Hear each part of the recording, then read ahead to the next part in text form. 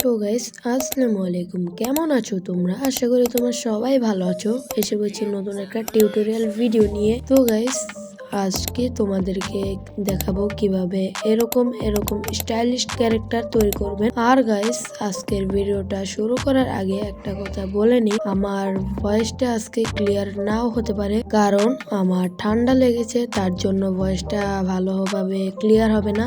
তো সবাই ক্ষমার চোখে দেখবেন আমার ভয়েসটা। আর গাইজ তোমরা যারা কম টাকায় আমার কাছ থেকে পেড কাজ করিয়ে নিতে চাও, তারা স্ক্রিনে দেওয়ার নাম্বারে আমার সাথে যোগাযোগ করো। তো গাইজ বেশি কথা না বাড়িয়ে ভিডিওটা শুরু করা যাক। তো গাইস প্রথমে তোমরা জিমিনি অ্যাপটা ওপেন করে নেবা, তারপরে এরকম একটা প্রম্পট পেস্ট করে দেবা।